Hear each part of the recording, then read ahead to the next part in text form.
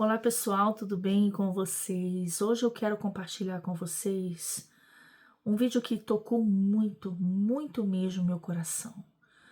É muito forte, pessoal, muito forte. Fiquem nesse vídeo aqui, que vocês vão ver. Eu compartilhei na comunidade o vídeo do pastor Nathan Rufino que conta esse relato, mas eu preferi também fazer um vídeo para quem não assistiu o vídeo que eu compartilhei na comunidade, que dificilmente as pessoas veem a comunidade, mas eu acho que é muito importante vocês verem isso aqui, pessoal. Então eu peguei esse trecho aqui para compartilhar com vocês. É o relato de uma moça que estava passando muitas aflições e na sua aflição ela pensa: será que eu não sou eleito? Será que porque eu clamo a Deus, Deus não me está ouvindo, Deus não me está respondendo? E será mesmo que é verdade aquilo que eu aprendi, né? A doutrina calvinista é fatalista e determinista de que Deus simplesmente cria aqueles já e determina quem será pecador, quem será salvo, quem não será salvo, quem é eleito e quem não é, quem será vaso de honra e quem não será. Será mesmo que Deus determina todos os pecados de todos? Será mesmo que Deus é o autor do pecado do homem? E mesmo assim, Deus condenaria o homem pelo pecado que ele mesmo determinou? E aí se cria uma confusão, se cria uma coisa muito, um sentimento terrível e muito perigoso com relação ao caráter de Deus na mente de uma pessoa aflita. Eu só quero compartilhar com vocês 2 versículos. Um está lá em Isaías 59, e eis que a mão do Senhor não está encolhida, para que não possa salvar, nem agravado o seu ouvido para não poder ouvir. Mas as vossas iniquidades, fazem separação entre vós e o vosso Deus. E os vossos pecados encobrem o seu rosto de vós, para que não vos ouça. Os vossos pecados. Ah, mas é Deus que coloca o pecado no ser humano? Será que Deus tenta o ser humano? A Bíblia diz que ele não está surdo, ele ouve, mas ele ouve quando o coração é contrito e quebrantado diante dele. Lá em Salmo 51:17, os sacrifícios que agradam a Deus são um espírito quebrantado. Um coração quebrantado e contrito, ó Deus, não desprezarás. O Senhor não resiste a um coração quebrantado. Ah, mas é Ele que quebranta o coração, é Ele que coloca a vontade no ser humano de buscar a Ele. Gente, que caráter seria esse? De um Deus que cria o mal para depois brincar com os seres humanos e no final destruir o mal para a sua glória, mas é Ele que fez tudo. Então nós adoramos, nós buscamos a Deus também porque Ele coloca isso em nós. Nós não temos nenhuma ação nisso. Será mesmo? Nós lemos aqui em Isaías 59, os nossos pecados fazem separação entre nós e o Senhor. Não é o Senhor que determina quem será pecador e quem Ele vai rejeitar, porque Ele já determinou assim. Vamos lá.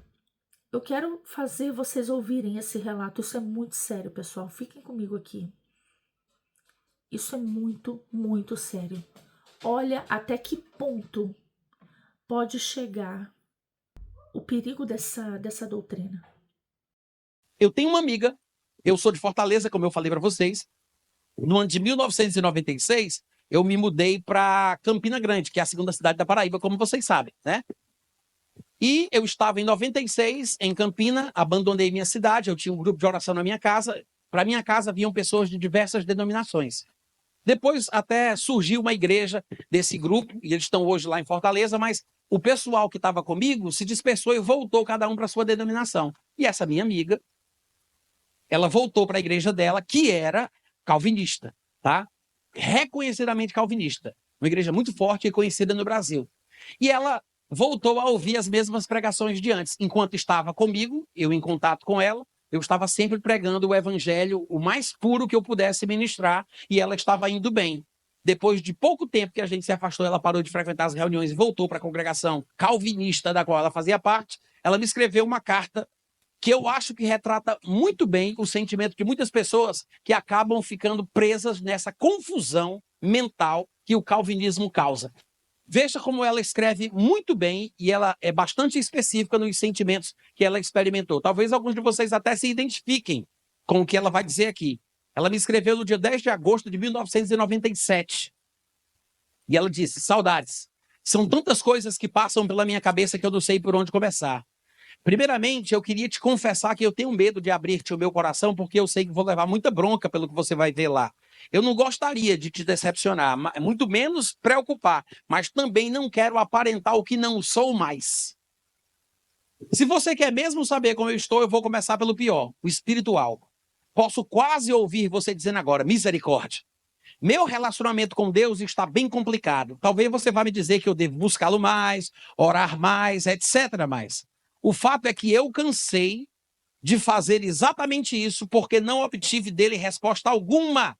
Pelo menos não pessoal, como indivíduo, como eu sempre pensei que fosse, mas sempre fazendo parte de uma coletividade, do povão. Nada direcionado a problemas e decisões específicas, nada. Você me conhece um pouco. Você sabe como sempre eu busquei com sinceridade, eu tinha o meu coração sedento. Não é que eu me ache a melhor ou pior agora das criaturas. Eu só gostaria de me sentir, aliás, saber que sou especial para ele. Se faço diferença ou não no seu tão seleto número de escolhidos. Cada dia mais eu acho que ele faz acepção de pessoas. Eu imagino que você deve estar de queixo caído ao ler tudo isso, altamente decepcionado e super aflito. Desculpe-me. Sei que devo estar beirando o abismo da blasfêmia, mas eu gostaria que ele se manifestasse de alguma maneira, nem que fosse para me repreender. Tudo o que fiz ou disse nesses últimos tempos foi só para chamar a atenção dele. Afinal, Deus não corrige o filho a quem ama? Pois é. Ou eu não sou filha, ou ele não me ama. Não sei mais nem o que pensar. Eu estive bem pior, sabe? Eu vivia deprimida, eu chorava o tempo inteiro, eu clamava a ele sim por alguma resposta, uma palavra amiga, nada. A dúvida de tudo o que sempre criei ser verdade deu-me medo de tentar o suicídio, como por 2 vezes eu quis. Para falar a verdade, não sei quem sou. Sinto-me abandonada por ele, por mais que você vai me dizer que não. Sinto-me órfão de pai pela 2ª vez. Tenho medo de tudo.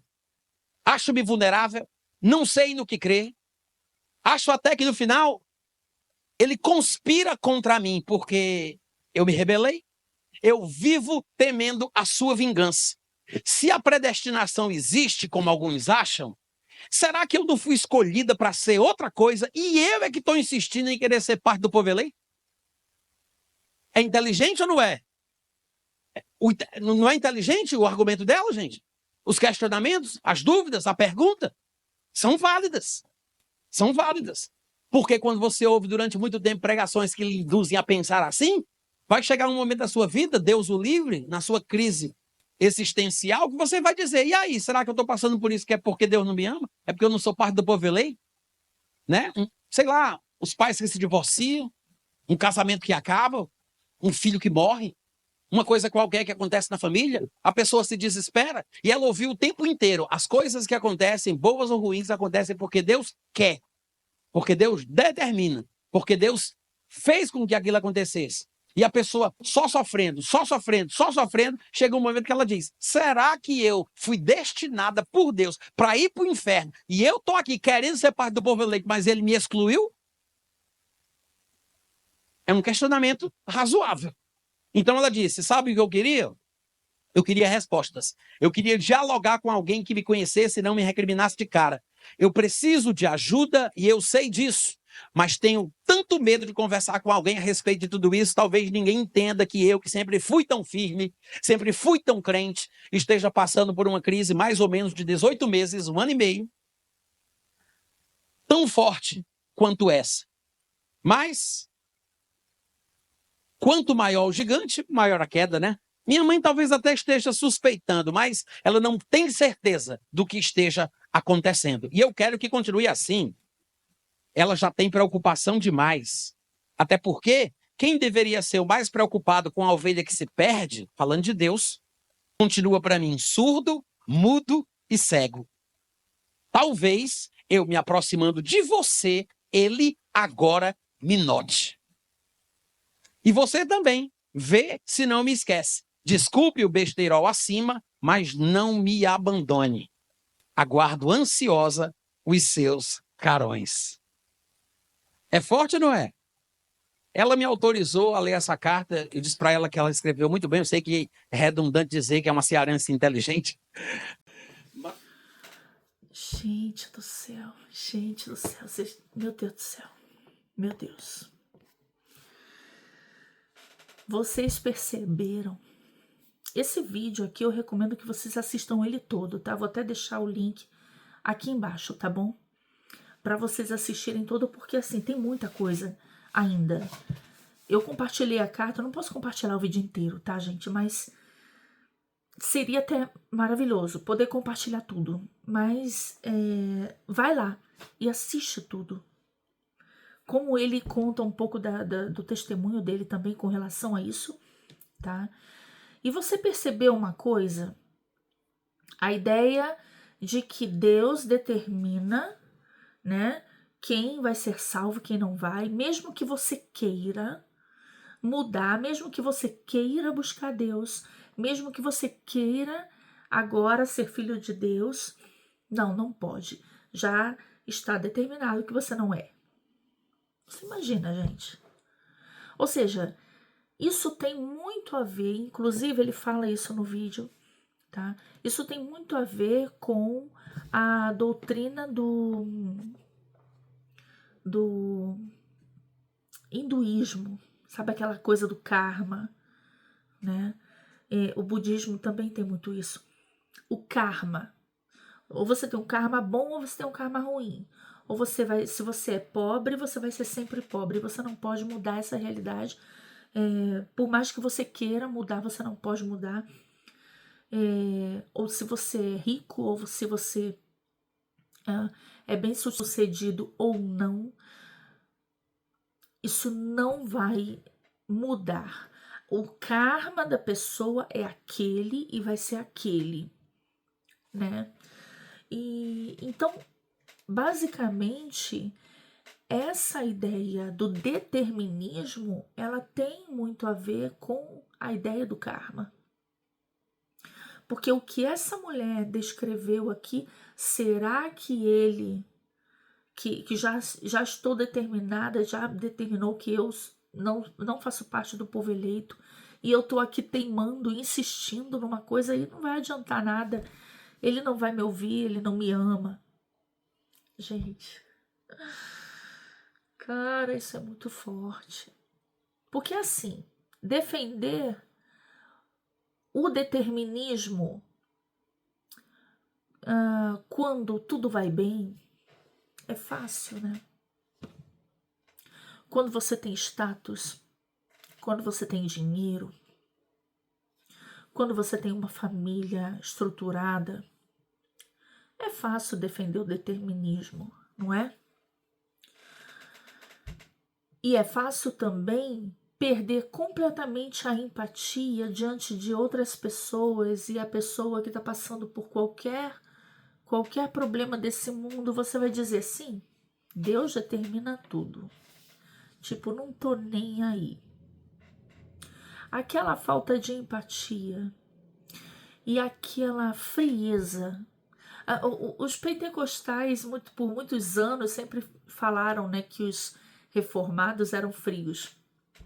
E assim, A gente sempre associou essa questão de frieza, mas por causa do cessacionismo, porque eles não buscam o Espírito Santo, não tem a manifestações do Espírito Santo ali, né? E tudo mais, não tem muita bagunça também.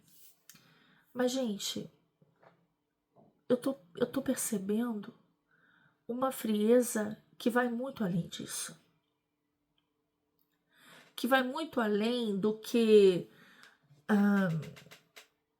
vamos dizer assim, reverência no culto, educação, o que é importante, tá? Reverência, educação, ordem no culto, não é? Mas não é só isso. Essa frieza vai muito além. Vai muito além. Vai influenciar no caráter da pessoa. E aí vem a falta de empatia, a falta de compaixão, a falta de amor. Quando Jesus fala que nos últimos dias o amor de muitos se esfriaria, eu não estou dizendo que isso vai valer só para os calvinistas. Não é isso que eu estou dizendo. Também no meio pentecostal eu vejo muitos absurdos com relação à falta de amor, tá? Mas aqui, focando no que a gente está falando aqui, essa frieza tem a ver com um espírito de soberba que, quando a pessoa está bem, ela se agarra nessa ideia: eu sou um eleito, eu sou um eleito. Não há nada que eu faça para merecer o amor de Deus e a salvação de Deus, certo?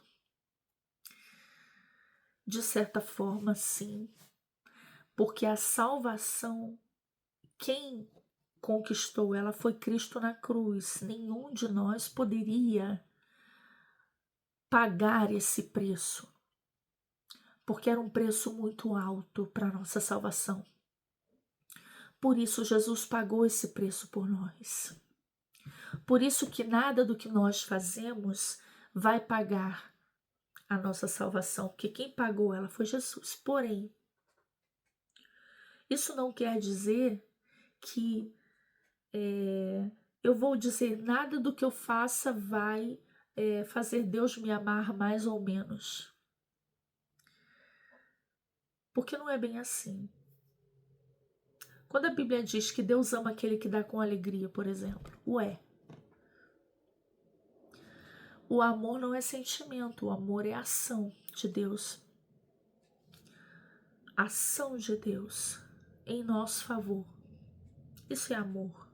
Amor é ação, são atos, ok?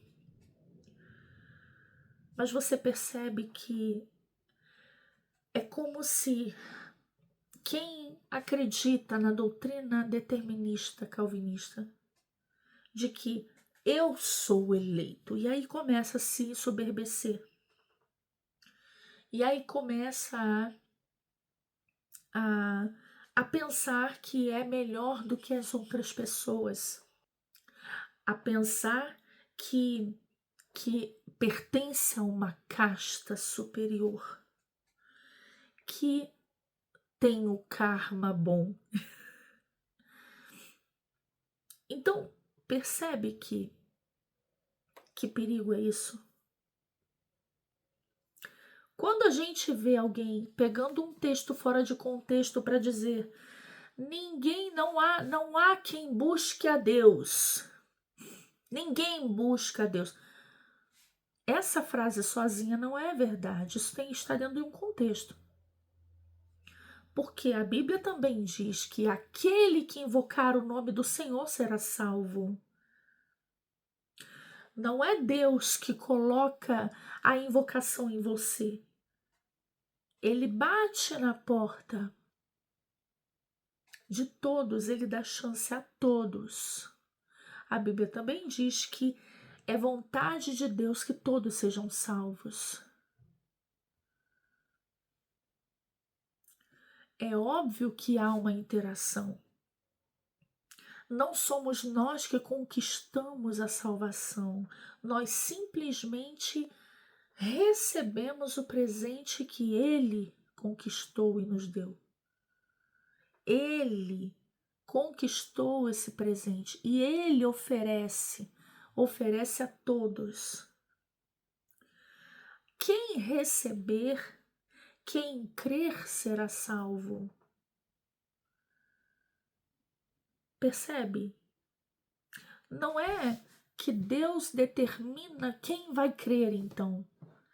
Gente, isso distorce muito o caráter de Deus, essa ideia. Isso é muito perigoso. Eu queria até mostrar mais partes desse vídeo, mas eu acho que essa carta aqui já resumiu bastante. Qual o perigo disso? Ele relata também nesse vídeo que não é dito, mas muitos que atentam contra si mesmos para desviver, tá? Fazem isso em consequência de crer nessa doutrina. Vocês sabiam disso?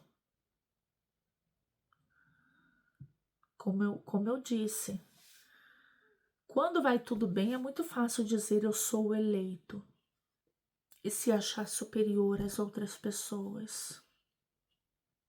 Mas quando vai tudo mal, quantas pessoas não atentam contra si por causa dessa doutrina que é mais gnóstica do que bíblica? Não é bíblica porque distorce totalmente o caráter de Deus. Tá, pessoal? Isso é muito perigoso. Com palavras bonitas, com muita cultura, né? Chegam ensinando e essa doutrina e matando tanto a busca com relação à busca do Espírito Santo, anulam o Espírito Santo, apagam o Espírito Santo da igreja e ainda trazem uma doutrina que veio praticamente do gnosticismo, fazendo com que as pessoas tenham em mente um Deus totalmente sem amor, que não é amor, porque é um Deus que faz o bem e o mal, determina o pecado, não é o Deus de amor da Bíblia, né? Então fica aí, por favor, assistam esse vídeo. Pega esse vídeo na hora que você estiver lá lavando a louça, fazendo a comida, coloca ele ali para ouvir. Você vai ouvir um pouco do testemunho dele com relação a isso, o que ele viveu, com relação ao gnosticismo e algumas religiões, e depois encontrando o calvinismo e vendo aí as semelhanças, tá? Então eu recomendo esse vídeo para vocês. Pessoal, fiquem com Deus, tá? E a gente se vê na próxima, se Deus quiser. Tchau, tchau.